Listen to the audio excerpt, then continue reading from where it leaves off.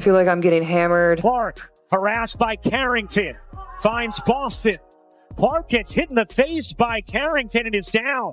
Games commentators couldn't ignore the excessive contact, calling attention to the blatant fouls.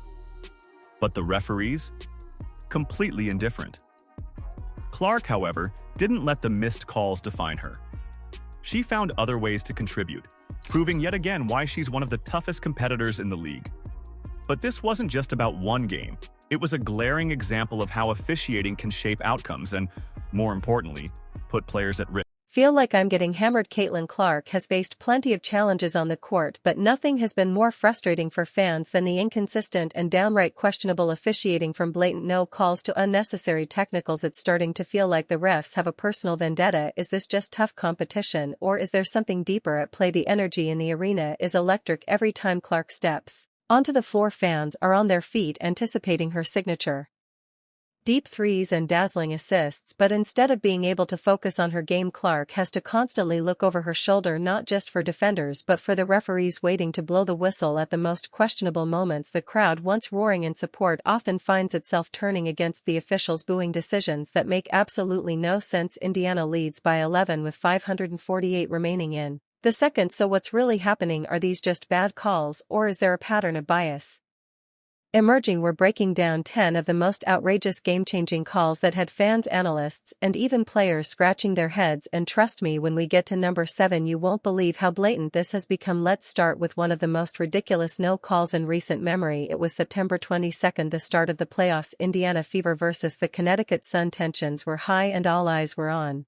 Caitlin Clark, the league's most electrifying rookie. The stage was set for a thrilling showdown, but instead fans were treated to one of the most egregious officiating blunders of the season. Just minutes into the game, Seward D. Carrington lunged for the ball but ended up hitting Clark square in the eye. The force of the impact left Clark momentarily dazed, blinking as she tried to regain her focus. The crowd waited for the whistle and waited, but it never came. Clark, harassed by Carrington, finds Boston. Clark gets hit in the face by Carrington and is down. Fans erupted an outrage, expecting at least a foul call if not a flagrant, but the refs silent. The play continued as if nothing had happened. Meanwhile, Clark, clearly affected by the hit, struggled to find her rhythm. She finished the first half shooting an uncharacteristic 1 for 9 from the field, including 0 for 6 from beyond the arc. A nasty bruise started to form around her eye, a physical reminder of yet another missed call, and Park is still down after taking a shot following the pass to Boston. This was just the first of many moments that had people questioning what exactly the officials were doing. Was this just another case of tough playoff basketball, or was it something more? Either way, the message was clear. Clark wasn't going to get any superstar calls. If anything, she was going to be on the receiving end of some of the worst non-calls the league had to offer. As everyone else has seen this angle, I'm calling her in, and I'm saying to her, I need answers. Fans erupted in outrage, taking to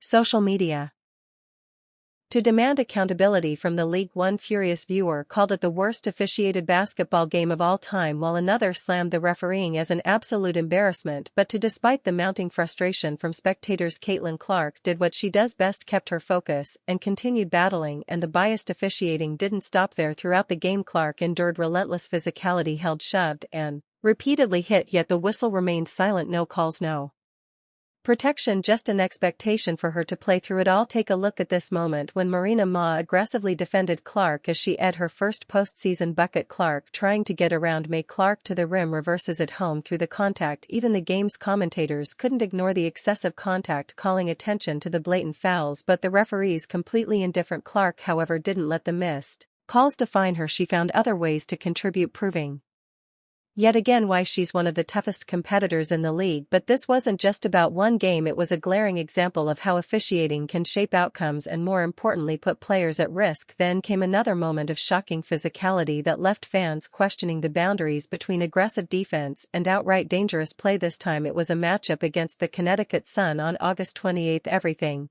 seemed normal until Alyssa Thomas bulldozed through Clark, delivering a shoulder check that sent the rookie crashing to the floor. Another look here at the heavy contacts. The arena gasped in disbelief. The hit was brutal, yet somehow the officials only assessed a common foul. Fans were livid. That's not basketball, one person tweeted. Another described it as a cheap shot, leaning in with the shoulder. The overwhelming consensus that was a flagrant foul, and the failure to call it as such only fueled concerns about the officiating in the WNBA. Even after enduring Relentless physicality. Caitlin Clark refused to let it shake her confidence. She shook off the hit, got back on her feet and went straight to work. Her ability to bounce back and stay locked in on the game was a testament to her mental toughness. Despite the blows, Clark continued making an impact, proving why she's one of the most determined athletes in the league. Therefore for Alyssa Thomas, yeah, they're not going to look at this. Thought they might. It's gotten the fans here fired up, but just when it seemed like Clark had overcome every challenge thrown her way, a new controversy emerged, this time from an unexpected source. Imagine this: a timeout, a fired-up rookie rallying her fans, and then out of nowhere a veteran stepping in with a blatant shove. How would the referees react? The matchup against the Seattle Storm on August 18 had already been an intense battle, with the game nearing its climax. Clark was near the Seattle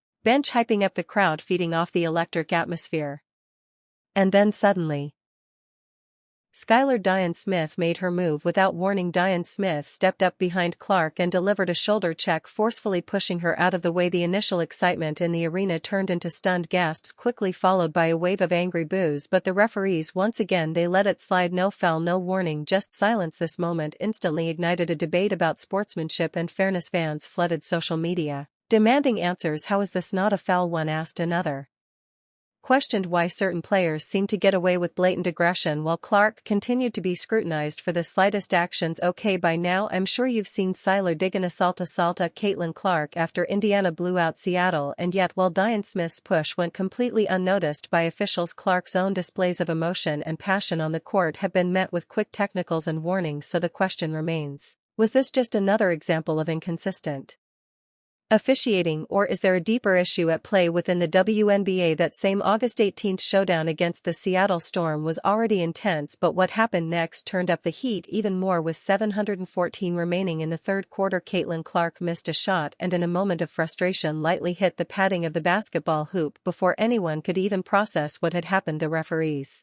whistle rang out, technical foul, and Caitlin Clark gets hit with a technical. After the call sent shockwaves through the arena, fans were immediately divided. Was this really an act of unsportsmanlike behavior or simply a player reacting to a tough moment? The debate raged on as Clark later explained her reaction, but the damage was already done. I got a technical for basically being mad at myself because I missed the three and then I went and hit the backboard, and he told me it was disrespectful to the game of basketball. Despite the questionable call, Clark didn't let it shake her. She stayed locked and determined to lead her team to victory. While others might have let the frustration linger, she responded, wanted the only way she knows how, by letting her game do the talking. But I think he fired me up to continue to play a lot harder. I thought we got a lot better after he did that, so I want to thank him for that. Clark didn't just move on, she dominated, ignoring the shove from Diane Smith and brushing off the technical foul. She kept her energy up and remained laser-focused. The result, a commanding 17-point win for the Fever, with Clark dropping an impressive 23 points. Had nothing to do with my team, had nothing to do with their rest trying, had nothing to do with other team. It was just because I'm a competitor. But here's where things get really interesting. Is this type of reaction consistently penalized, or is Clark being singled out? Let's take a closer look at how referees have handled similar situations for other players in the league. Are these rules being applied fairly, or is there a clear double standard at play? Put M on your wet. In that group, Kennedy Carter nearly picks off the pass and Diana Taurasi, they'll count the bucket. And 1 coming up for DT. Technical fouls were just the tip of the iceberg as the Indiana Fever squared off against the Las Vegas Aces. A split-second collision would spark outrage and raise a chilling question: how far is too far when it comes to physical play in the WNBA? September 11, Gainbridge Fieldhouse. The energy in the arena was electric until it suddenly wasn't. Jackie Young's hand made contact with Caitlin Clark's face, sending the rookie stumbling back, momentarily shaken. Park the hesitation working inside the reverse O and took a big hit there on Jackie Young. The crowd collectively held its breath waiting for the call. Common foul, and the foul does come, and for the second time here in the last minute we have seen a heavy collision. The reaction was instant. Boos rained down from the stands. Disbelief spread through social media and fans were left